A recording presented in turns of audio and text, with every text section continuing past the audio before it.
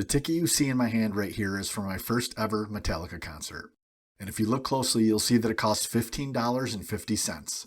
Later in this video, I'm going to show you the ticket I recently bought for Metallica's upcoming M72 tour, and at the risk of spoiling it for you, it definitely costs more than $15. Hey everyone, this is Kennedy from None More Metal, and in this video I'm going to take you on a journey from my first Metallica show all the way through the most recent one I attended a couple of months ago. Along the way we're going to take a look at how ticket prices have changed, and I'm going to share a bit about some of the amazing shows I've been lucky enough to attend. I'm also going to reveal the best Metallica show I've ever been to. Oh, and I just might show you a picture of me with James Hetfield. For each show that I discuss, I'll mention the date and the city, and I'll also include that information in the video description. Please, if you were at any of these shows, I'd love to hear from you in the comments. It's always cool to hear other people's perspectives on shows you've been to. And if we haven't been to a common show, jump into the comments and let me know the best Metallica show that you've been to. Over the last 35 years, I've been to some really rare and unique Metallica shows, so I hope you stick around to hear about some killer songs and set lists, a few very special onstage guests, and a couple of times meeting the band. Not every show I've been to is covered in this video, but I've selected a good cross-section which contains most of the highlights. With that, let's get started. March 18th, 1989 in Syracuse, New York was the date of my first Metallica show. Not only was this my first Metallica concert, it was the first concert of any type that I'd been to. Queensryche was the opening band that night, touring in support of their album Operation Mindcrime. Little did I know at the time that Operation Mindcrime would later go on to become one of my favorite albums of all time. On that fateful night in 1989, Metallica opened with Blackened, followed by For Whom the Bell Tolls and Sanitarium. To say I was hooked from the outset is an understatement. I recognize that this is a bit dramatic, but I can confidently say that by the time they closed the show with Breadfan, my path in life had been impacted in a not insignificant way. Later that same year on July 16th, I saw Metallica again, this time in Weedsport, New York, with the Cult opening. All the ticket stubs you'll see in this video are mine, and from the actual shows I'm discussing. This one is in pretty bad shape, but the rest of the ones you're going to see have held up amazingly well. Both of these first two shows were part of Metallica's Damaged Justice tour in support of the Injustice for All album, and both tickets cost $15.50. As you'll see later in this video, that price turns out to be a real bargain. But, would you believe, that's not the lowest price I've ever paid to see Metallica live? The actual lowest price, and the details surrounding it, are going to blow your mind. The next show that I attended was on February 28th, 1992 in Albany, New York. In fact, the next 4 shows I was at were all in 1992. At this point, Metallica was on what seemed to be a never-ending tour in support of the Black Album, and I saw them every chance I got. The Albany show and a show in Rochester, New York on April 13th both featured no opening act and were billed as an evening with Metallica. These two shows cost $24.50 and $23.25 respectively. All the prices I'm quoting are directly from the ticket stubs and include any taxes and fees. Some of the tickets show the fees split out as a separate charge, some don't. In either case, I'm referencing the total cost. Later that year on July 4th, I once again saw Metallica in Weedsport, New York, this time with Metal Church opening. The Cayuga County Fairgrounds in Weedsport was an excellent venue to see outdoor concerts that sadly no longer exists. This show, like the first two from 1992, was part of the Wherever We May Roam tour, and my ticket cost $22.75. The final show I attended in 1992 was part of the Metallica and Guns N' Roses co-headlining tour. This show took place on July 25th in Buffalo, New York, at what was then called Rich Stadium, the home of the Buffalo Bills. As far as shows on this tour went, this one was relatively uneventful. There were no riots or pyro accidents. Both Metallica and GNR were firing on all cylinders that night. At the time, it felt to me like there was an element of competitiveness which pushed Metallica to another level live. This was my one and only time seeing Guns N' Roses live, and I'm glad I had the opportunity to see them at their peak. Faith No More opened the show, and my ticket cost $32.75, which I consider to be a great deal to see these 3 bands. On June 5th, 1994 in Syracuse, New York, I saw Metallica with Danzig and Suicidal Tendencies at the New York State Fairgrounds. An interesting piece of trivia about this show is that Metallica's current bassist, Rob Trujillo, was a member of Suicidal Tendencies at that time.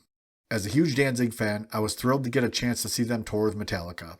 By this point, Metallica was touring in support of their box set, Live Shit, Binge and Purge, which was released in November of 1993. As they transitioned out of directly supporting the Black Album, the set lists were getting more varied. On this night, they opened with Breadfan and closed with So What. They also played a medley of songs from Kill 'Em All and Ride the Lightning, which featured No Remorse, The Four Horsemen, Phantom Lord, Fight Fire with Fire, and Ride the Lightning. My ticket to this show cost $28.25. Although that's slightly less than the $32.75 I paid to see them with Guns N' Roses, it's about a 24% increase over the price I paid for the most recent non-co-headlining show 2 years earlier. 2 years later, on July 13th, 1996, I once again saw Metallica at the New York State Fairgrounds in Syracuse, New York. This time as headliners of the Lollapalooza tour. Other acts on this tour included Soundgarden, the Ramones, the Wu-Tang Clan, Rancid, the Shaolin Monks, and Psychotica. This was the one and only time I saw Soundgarden live, and I'm glad that I had the opportunity. Metallica, as always, showed why they were the headliner. The Load album had been released a month earlier, in June of 1996, and the setlist on this night included 3 songs from that album: Ain't My Bitch, King Nothing, and Until It Sleeps. Each of these songs has had varying degrees of staying power in Metallica's setlist. Ain't My Bitch has been played live 174 times, with the most recent being in 1998. Until It Sleeps has been played live 242 times in total, with its most recent time being in 2008. King Nothing has been played live 359 times, most recently in 2021. My ticket to Lollapalooza cost $41.25. Real quick, before I continue on with the shows I attended in the late 90s, I wanted to take a second to ask you to like this video, and if you like bands like Metallica and content like this, please subscribe to the channel. Thank you, and I appreciate you taking the time to watch. The following year, in 1997, I saw Metallica 2 more times in the span of less than 2 weeks. Once on March 25th and once on April 6th. These shows were in Buffalo and Albany, New York, respectively. Both shows were part of the Poor Touring Me tour in support of the Load album, and Corrosion of Conformity was the opening band. With a slightly longer set than what they were playing on Lollapalooza, additional Load songs began to get added to the show. In the case of these 2 shows, Hero of the Day and Wasting My Hate were included to bring the total number of Load songs being played to 5. The April 6th show in Albany is a special one for me, as it marks the first time I met James Hetfield and Jason Newsted. It used to be the case that Metallica Fan Club would hold a lottery for each show to select 15 to 20 fans to go backstage and meet one or more of the members of the band. I, of course, was excited when I was notified that I had been selected, and meeting James and Jason was as cool as I had hoped it would be. Both were very generous with their time and appreciative of all the kind words each fan had for them. As luck would have it, this would not be the last time I got backstage at a Metallica show. More about that in a minute. My tickets for each of these shows cost $35.50. A year later, on July 12, 1998, I saw Metallica at the Darien Lake Performing Arts Center, located near Buffalo, New York. This show was part of the Poor Retouring Me tour in support of the Reload album. 3 Reload songs were included in the set at this show: Fuel, The Memory Remains, and Low Man's Lyric. Low Man's Lyric was part of an acoustic mini set the band played in the middle of the main set. This acoustic set consisted of 3 songs: Low Man's Lyric, The Four Horsemen, and Last Caress. Hearing Last Caress played acoustically is as odd as you would expect. Once again, I was a lucky winner of the Metallica Club lottery and was fortunate enough to go backstage pre-show and meet James and Jason. Like before, they were excellent hosts and very genuine in their interactions with the fans. I didn't take any pictures this time as I wanted to focus on my time with the guys. The openers for this show were Jerry Cantrell and Days of the New, and my ticket cost $40. Less than a decade into my journey as a Metallica concert goer, and we've seen prices rise from $15.50 to $40. That's an increase of 158% over 9.5 years. The next show on this list is a really cool one. In fact, many of the concerts remaining in this video were special shows with either unique set lists, special guests, or a combination of both. On November 24th, 1999, I was at the show Metallica played at the Roseland Ballroom in New York City. This show was special for a couple of reasons. One is that it was at a much smaller venue than I had ever saw Metallica at before. The Roseland Ballroom holds about 3,000 people at capacity, which is far fewer than the amphitheaters, arenas, and stadiums I was used to seeing the band in. The second unique aspect of this show was the set list. If you're a Metallica historian, you might recognize November 24th, 1999, as being the date that the Garage Inc. album was released. This show's purpose was to promote the release of that album, and, being that it was an album of all covers, Metallica played only covers on that night. This made for possibly the most unique set list I've ever witnessed. Here's a look at that set list. Rarely played songs that were performed that night include The Small Hours, Sabracadabra, Merciful Fate, and The Wait. In keeping with the theme of cover songs, the opening band that night was a Metallica cover band named Battery. My ticket to this show was $35. This show was broadcast on MTV and can be found on YouTube. I highly recommend checking it out, and I'll include a link in the description. In the summers of 2000 and 2003, Metallica embarked on two separate tours, both named Summer Sanitarium. On June 30th, 2000, I attended the first Summer Sanitarium tour at Foxborough Stadium in Massachusetts. The opening bands at this show were Korn, Kid Rock, System of a Down, and Powerman 5000. My ticket for this show was $65. In 2003, the Summer Sanitarium show I went to was at Lincoln Financial Field in Philadelphia, Pennsylvania. The opening acts on this iteration of the tour were Limp Bizkit, Linkin Park, the Deftones, and Mudvayne. Suffice to say, I had not seen any of those bands prior to this show or since. My ticket for the show cost $75. The ticket prices for these last two shows represent a significant jump from the previous shows. I recognize that the number of opening bands, coupled with their high profile, undoubtedly increased the production costs. Even so, these prices followed a trend that would continue even on tours which featured fewer and lesser-known openers. On October 10, 2004, the Madly in Anger with the World tour came to Buffalo, New York. This tour, as the name suggests, was in support of the Saint Anger album. Despite that fact, only two songs from the album appeared in the setlist, Frantic and Saint Anger. This would be a common theme for songs from the Saint Anger album. Many have never been played live at all, and the ones that have, most have only been played a handful of times. Godsmack was the opening band at this show, but I didn't get to see them because, for the third and final time, I was fortunate enough to have backstage passes to meet the band. At this show, I met with not only James, but also Lars and Rob. Lars and Rob followed the precedent previously established in my meetings with James and Jason by being attentive and engaged in our conversation. I'll always be grateful for the opportunities I had to meet James, Jason, Lars, and Rob, and cross my fingers that someday I'll get to say thank you to Kirk Hammett as well. My ticket for the show cost $55 and, as you can see here, was signed by Lars. 2009 was a big year as I got to see the band 3 times on the World Magnetic Tour. The first show was in Philadelphia on January 17th and featured Machine Head and The Sword as opening bands. It was awesome to see Machine Head, my second favorite band behind only Metallica, in a support slot on the show. Unlike the Saint Anger tour, the setlist from this tour heavily featured songs from the new album. That Was Just Your Life, The End of the Line, Cyanide, Broken, Beat, and Scarred, All Nightmare Long, and The Day That Never Comes were all played on this night. My ticket for the show cost $62.50. The second and third shows I went to that year were on November 10th and 12th in Buffalo and Albany, New York, respectively. On both of those shows, the opening bands were Volbeat and Lamb of God. My appreciation for Lamb of God has grown over the years, but I've come to really love Volbeat ever since I first saw them live with Metallica. The setlists from these two shows were similar to the Philadelphia show in that they featured a heavy dose of Death Magnetic songs mixed in with the usual Metallica classics. The ticket for the Buffalo show cost $69.50 and the ticket for Albany cost $71.50. For the sake of space, I'm going to combine these 3 World Magnetic shows into a single entry on this graphic and average the ticket price. 2011 is probably the most important year of my Metallica concert-going career. I only attended 2 shows that year, but they were both monumental, and I'm excited to tell you about them. Show number 1 took place on September 14th at Yankee Stadium in New York City and featured what we've come to know as the Big Four.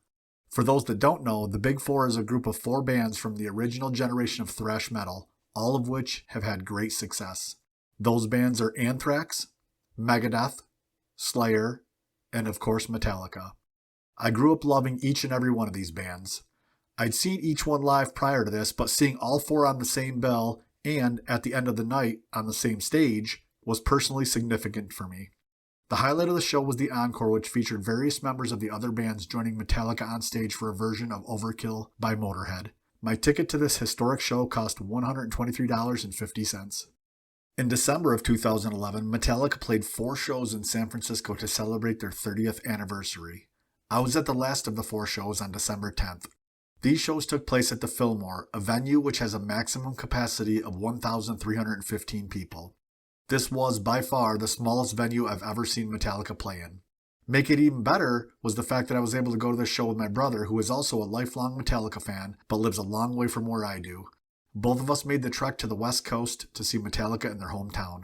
I've already mentioned the size of the venue as one of the reasons this show was amazing. Reason number 2 was the ticket cost. Remember how I mentioned earlier that $15.50 was not the least amount I'd ever paid to see a Metallica show? Well, that's because tickets for this show were $6. That's right. What is, in my opinion, the greatest show Metallica ever played cost $6 to get in. Of course, getting a hold of a ticket was the difficult part. Like backstage passes, the Metallica Club held a lottery for the ability to buy tickets, and I was somehow lucky enough to have my name drawn. So I've mentioned the venue and the ticket price as 2 reasons why this was a legendary show. But the most important reasons are the set list and the guests. To say the set list was special would be a monumental understatement. This video would be a couple of hours long if I went into all the details that made this show awesome, so I'll only touch on a few. First of all, Metallica opened with Orion, which happens to be my favorite song. Opening with an instrumental should tip anyone who's been to a Metallica show off to how unique this night was. Rebel of Babylon, from Beyond Magnetic, made its one and only live appearance. Bob Rock, best known for producing the Black Album, but also for having played bass on Saint Anger, joined the band on stage for the songs Dirty Window and Frantic. Ozzy Osbourne and Geezer Butler from Black Sabbath joined Metallica for versions of the Sabbath classics Sabracadabra, Iron Man, and Paranoid. Standing 10 feet from Metallica playing Black Sabbath songs with Ozzy and Geezer was surreal to say the least. Jason Newsted made an appearance to play the songs King Nothing and Whiplash with the band. I've always been a huge fan of Jason, and seeing him on stage again with Metallica was personally fulfilling for me. The highlight of the show, though, for me, was when Dave Mustaine got on stage and played songs off Kill 'Em All with Metallica for the first time in over 30 years.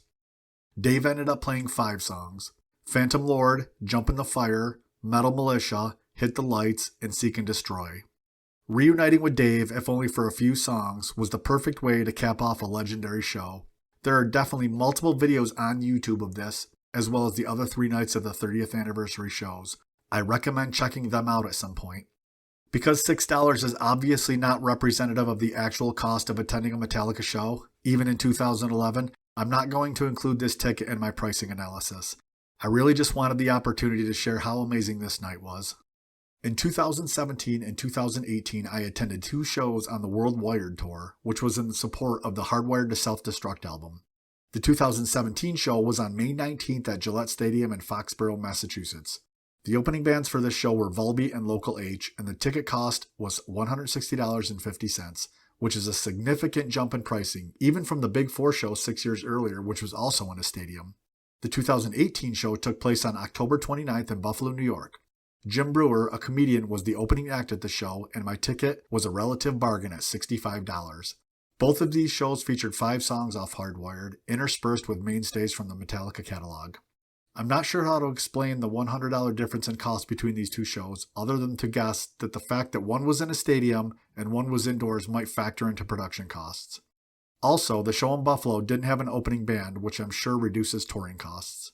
Like they did for their 30th anniversary in 2011, Metallica put on a celebration in San Francisco for their 40th anniversary in 2021. They played 2 shows at the Chase Center, and I was at both.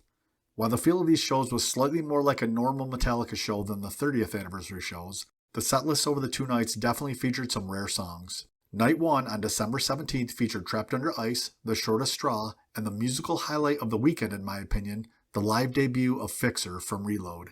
Night 2 on December 19th included Dirty Window, Bleeding Me, and Wasting My Hate, none of which commonly appear in the setlist.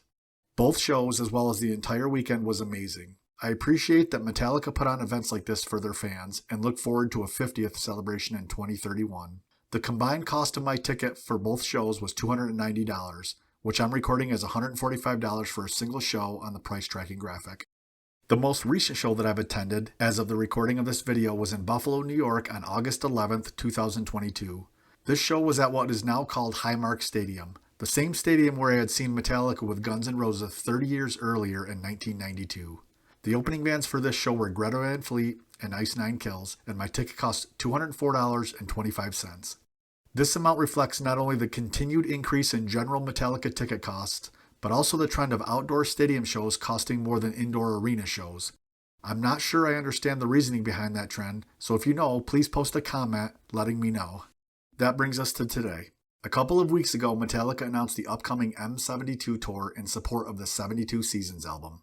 I purchased tickets for the April 2024 show at Gillette Stadium in Foxborough, Massachusetts. This is my receipt from my Ticketmaster purchase. Each tour stop consists of 2 shows, and when tickets went on sale, you were required to buy for both shows as a single ticket. I bought 2 tickets, each of which gets you into both shows. So for our purposes, the $958.60 total you see here is for 4 tickets. Divided by 4, you get a single ticket cost of $239.65, which is the most I've ever paid for a Metallica show. Which brings us to our final ticket cost graphic.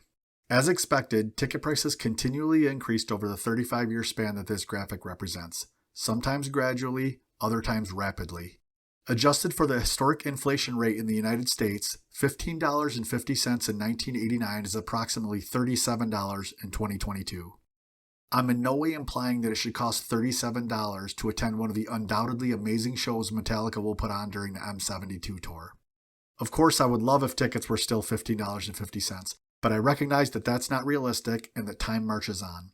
Having said that, Metallica ticket prices have increased 1,546% over the time span represented in this graphic. I worry that maybe some longtime fans are being priced out of attending these shows.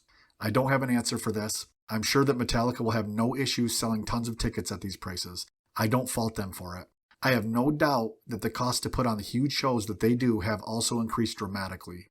Let me know what you think about these stats and ticket prices in general in the comments, or just let me know the best Metallica show you've ever been to. Thank you so much for sticking with me through this walk down memory lane intertwined with a little bit of math. I hope you enjoyed this video. Please like and subscribe if you did. And now, go watch my video on 4 Metallica songs that have a hidden connection, and I'll see you next time.